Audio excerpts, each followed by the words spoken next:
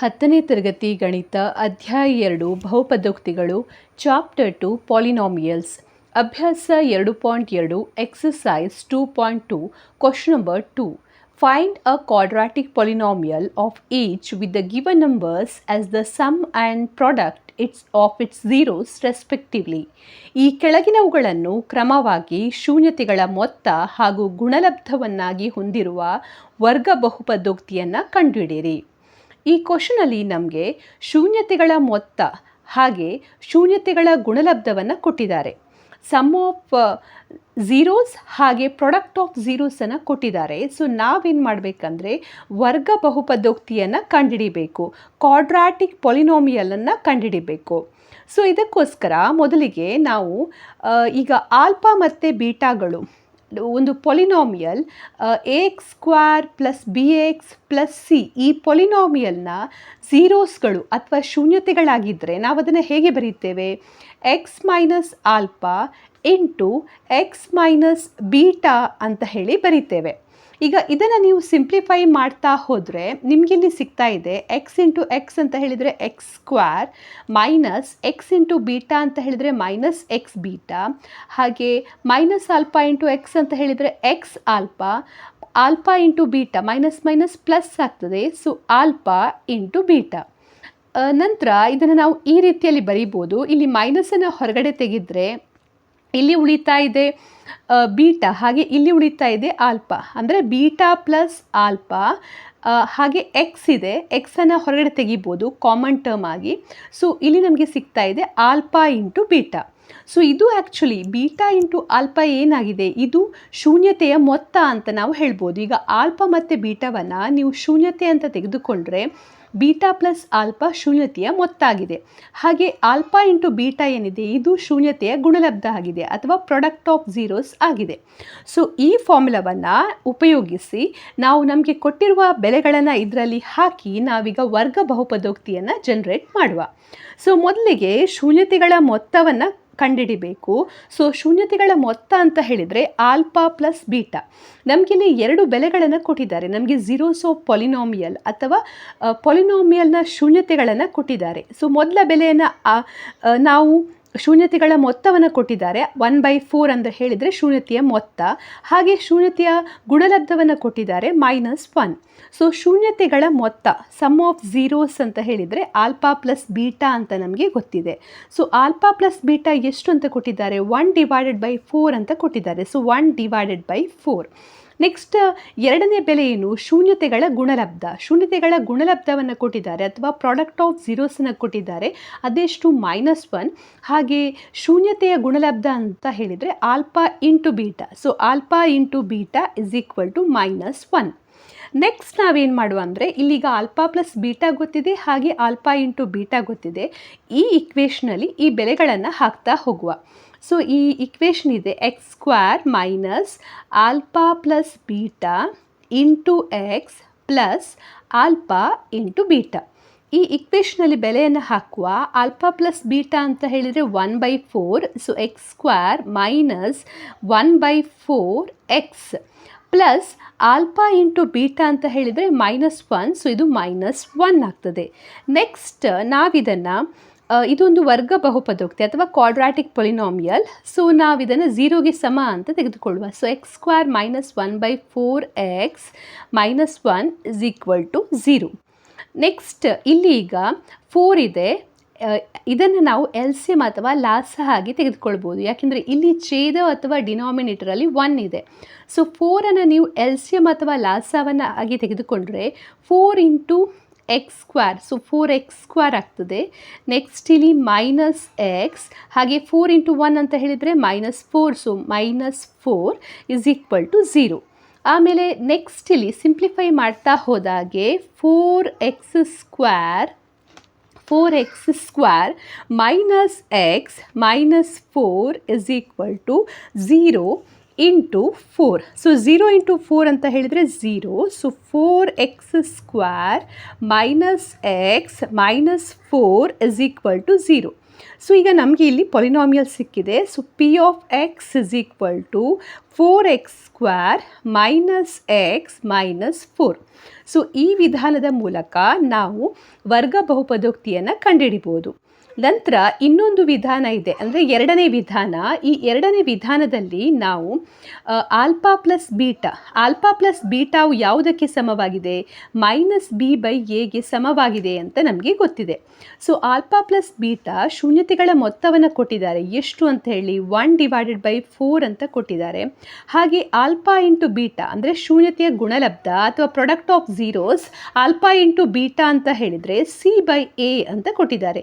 So c/a is equal to -1. So ಇಲ್ಲಿ ಈಗ ಈ ಬೆಲೆಗಳನ್ನು ನಾವು ಹಾಕಿಕೊಂಡು ಎ ಬಿ ಮತ್ತು ಸಿಯ ಬೆಲೆಗಳನ್ನು ಇದನ್ನು ನೋಡಿಕೊಂಡು ಎ ಬಿ ಮತ್ತು ಸಿಯ ಬೆಲೆಯನ್ನು ಕಂಡುಹಿಡಿಬೇಕು. ಸೊ ಇಲ್ಲಿ ಈಗ ಈ ಬೆಲೆಯನ್ನು ನೀವು ಕಂಪೇರ್ ಮಾಡಿದರೆ ನಿಮಗಿಲ್ಲಿ ಗೊತ್ತಾಗ್ತದೆ ಎ ಬೆಲೆ ಎಷ್ಟು 4 ಅಂತ ಗೊತ್ತಾಗ್ತದೆ. ಯಾಕೆಂದರೆ ಇದು ಇದಕ್ಕೆ ಸಮವಾಗಿದೆ, ಹಾಗಾಗಿ ಎ ಇಸ್ ಈಕ್ವಲ್ ಟು 4 ಅಂತ ತೆಗೆದುಕೊಳ್ಬೋದು. ನೆಕ್ಸ್ಟ್ ನಾವು ಬಿಯ ಬೆಲೆ ಎಷ್ಟು? ಇಲ್ಲಿ -b ಇದೆ, ಇಲ್ಲಿ 1 ಇದೆ, ಅಂದರೆ b ಇಸ್ ಈಕ್ವಲ್ ಟು -1 ಅಂತ ನಾವೇ ಹೇಳ್ಬೋದು. ನೆಕ್ಸ್ಟ್ ಇಲ್ಲಿ ಸಿ ಇದೆ, ಸಿ ಇಲ್ಲಿ -1 ಇದೆ. ಸೊ -1 ಅಂತ ಹೇಳಿದರೆ ಇಲ್ಲಿ ಎ ಇದೆ. ಸೊ ಎಯ ಬೆಲೆ ಎಷ್ಟಾಗಿರಬೇಕು? 4 ಆಗಿದೆ. ಸೊ 4, ಹಾಗೆ ಇಲ್ಲಿ -4 ಇದ್ದರೆ 4 ಮತ್ತು 4 ಕ್ಯಾನ್ಸಲ್ ಆಗಿ -1 ಬರ್ತದೆ. ಹಾಗಾಗಿ ನಾವು ಹೇಳ್ಬೋದು ಇಲ್ಲಿ ಸಿಯ ಬೆಲೆ -4 ಅಂತೇಳಿ. ಸೊ ಈ ರೀತಿಯಲ್ಲಿ ನೀವು ಗೆಸ್ ಮಾಡಿ ಕೂಡ ಬೆಲೆಯನ್ನು ಕಂಡುಹಿಡಿಬಹುದು. ಸೊ ಈಗ A is equal to 4, B is equal to -1, ಹಾಗೆ ಸಿ ಇಸ್ ಈಕ್ವಲ್ ಟು -4. ಈ ಬೆಲೆಯನ್ನು ಈ ಇಕ್ವೇಷನಲ್ಲಿ ಸಬ್ಸ್ಟಿಟ್ಯೂಟ್ ಮಾಡಿ ax² plus bx plus c. So a 4x², ಹಾಗೆ b -1 ಅಂದರೆ -x, c -4. So 4x² minus X -4 ಅಂತ ಈ ರೀತಿಯಲ್ಲಿ ನಿಮಗೆ ಬಹುಪದೋಕ್ತಿ ಸಿಗ್ತದೆ. ಸೊ ನೀವು ಯಾವುದೇ ಮೆಥಡನ್ನು ಉಪಯೋಗಿಸ್ಬೋದು. ಈ ಮೆಥಡ್ ಯಾವ ಮೆಥಡ್ ನಿಮಗೆ ತುಂಬ ಸುಲಭವಾಗಿ ಮಾಡಲಿಕ್ಕಾಗ್ತದೆ ಆ ಮೆಥಡನ್ನು ಉಪಯೋಗಿಸ್ಬೋದು. ಸಬ್ ಕ್ವಶನ್ 2 √2 ಮತ್ತು 1/3. ಸೊ ನಮಗೆ ಶೂನ್ಯತೆಗಳ ಮೊತ್ತ ಅಥವಾ ಸಮ್ ಆಫ್ ಝೀರೋವನ್ನು ಕೊಟ್ಟಿದ್ದಾರೆ. ಅಂದರೆ alpha plus beta is equal to √2 ಅಂತ ಕೊಟ್ಟಿದ್ದಾರೆ. ಹಾಗೆ ಪ್ರಾಡಕ್ಟ್ ಆಫ್ ಝೀರೋಸ್ ಅಂತ ಹೇಳಿದರೆ ಶೂನ್ಯತೆಗಳ ಗುಣಲಬ್ಧವನ್ನು ಕೊಟ್ಟಿದ್ದಾರೆ. ಅಂದರೆ alpha into beta is equal to 1/3 ಅಂತ ಕೊಟ್ಟಿದ್ದಾರೆ. ಸೊ ನಾವೇನು ಮಾಡಬೇಕಂದ್ರೆ ಈ equation x² minus alpha plus beta into x plus alpha into beta ಇದರಲ್ಲಿ ಈ ಬೆಲೆಗಳನ್ನು ಸಬ್ಸ್ಟಿಟ್ಯೂಟ್ ಮಾಡಬೇಕು. So x² minus alpha plus beta √2. So √2x plus alpha into beta 1/3. So 1/3. Next ಇದನ್ನು ಸಿಂಪ್ಲಿಫೈ ಮಾಡ್ತಾ ಹೋಗುವ. ಸೊ ಈಗ x² ಮೈನಸ್ √2x ಪ್ಲಸ್ 1/3 ಇದು ಝೀರೋಗೆ ಸಮವಾಗಿದೆ ಅಂತ ನಾವು ತೆಗೆದುಕೊಳ್ಬೋದು. ಯಾಕೆಂದರೆ ಇದು ಶೂನ್ಯತೆಗಳ ಮೊತ್ತ ಮತ್ತು ಇದು ಶೂನ್ಯತೆಗಳ ಗುಣಲಬ್ಧ, ಹಾಗಾಗಿ ಇದು ಝೀರೋಗೆ ಸಮವಾಗಿದೆ. ನೆಕ್ಸ್ಟ್ ಇಲ್ಲಿ ಎಲ್ಸಿಯಂ ಅಥವಾ ಲಾಸವಾಗಿ 3ಯನ್ನು ತೆಗೆದುಕೊಂಡ್ರೆ 3 ಇಂಟು x², 3x². ನೆಕ್ಸ್ಟ್ ಈ 3ಯನ್ನು ಇದರ ಜೊತೆ ಮಲ್ಟಿಪ್ಲೈ ಮಾಡಿದಾಗ -3 ಇಂಟು √2x ಪ್ಲಸ್ 1 ನಮಗೆ ಬೆಲೆ ಸಿಗ್ತದೆ ಈಸ್ ಈಕ್ವಲ್ ಟು 0.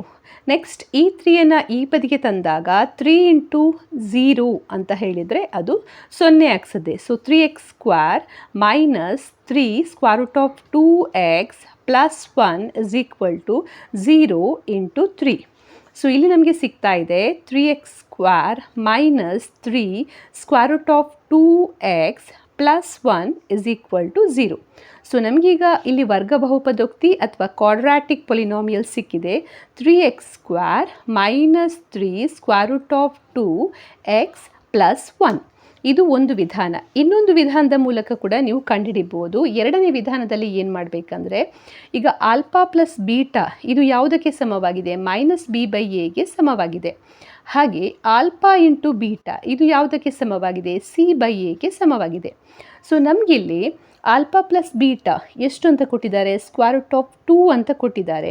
ಅದೇ ರೀತಿ ಆಲ್ಫಾ ಇಂಟು ಬೀಟಾ ಎಷ್ಟು ಅಂತ ಕೊಟ್ಟಿದ್ದಾರೆ? 1/3 ಅಂತ ಕೊಟ್ಟಿದ್ದಾರೆ. ಸೊ ಇದನ್ನು ನೋಡಿಕೊಂಡು ನಾವೀಗ ಎ ಬಿ ಮತ್ತು ಸಿಯ ಬೆಲೆಯನ್ನು ಕಂಡುಹಿಡಿಬೇಕು. ಈಗ ಈ ಎರಡು ಬೆಲೆಗಳನ್ನು ಇಲ್ಲಿ ಕಂಪೇರ್ ಮಾಡಿದಾಗ ನಾವಿಲ್ಲಿ ಹೇಳ್ಬೋದು ಎಯು 3ಗೆ ಸಮವಾಗಿದೆ, ಹಾಗೆ ಸಿಯು 1ಗೆ ಸಮವಾಗಿದೆ ಅಂತ ಹೇಳ್ಬೋದು. ಸೊ ಎ 3 ಆಗಿದೆ, ಹಾಗೆ ಸಿಯು 1ಗೆ ಸಮವಾಗಿದೆ. ನೆಕ್ಸ್ಟ್ ನಾವು ಕಂಡುಹಿಡಿಬೇಕಾಗಿರುವಂಥದ್ದು ಏನು? ಬಿಯ ಬೆಲೆಯನ್ನು ಕಂಡುಹಿಡಿಬೇಕು. ಸೊ ಬಿಯ ಬೆಲೆ minus b by a is equal to square root of 2 ಅಂತ ಇದೆ. ಸೊ ಇದರ ಬೆಲೆಯನ್ನು ಕಂಡುಹಿಡಿಬೇಕು. ಸೊ ಎಯ ಬೆಲೆ ಎಷ್ಟಿಲ್ಲಿ? 3 ಇದೆ. ಇಲ್ಲಿ ಸಬ್ಸ್ಟಿಟ್ಯೂಟ್ ಮಾಡಿ minus b by 3 is equal to square root of 2. So minus B is equal to 3 square root of 2. So B is equal to minus 3 square root of 2. ಇದು ನಿಮಗೆ ಬಿಯ ಬೆಲೆಯನ್ನು ಕೂಡ ಕೊಡ್ತದೆ. So B is equal to minus 3 square root of 2. So A ಗೊತ್ತಿದೆ, B ಗೊತ್ತಿದೆ, ಹಾಗೆ C ಗೊತ್ತಿದೆ. ಈ ಬೆಲೆಗಳನ್ನು A x square plus B x plus C ಈ ಇಕ್ವೇಷನಲ್ಲಿ ಸಬ್ಸ್ಟಿಟ್ಯೂಟ್ ಮಾಡಿ. ಎಯ ಜಾಗದಲ್ಲಿ 3, ಸೊ 3x ಸ್ಕ್ವೇರ್ ಪ್ಲಸ್ ಬಿಯ ಜಾಗದಲ್ಲಿ minus 3 square root of 2. So ಹಾಗಾಗಿ ಇದು ಮೈನಸ್ ಆಗ್ತದೆ, minus 3 square root of 2x.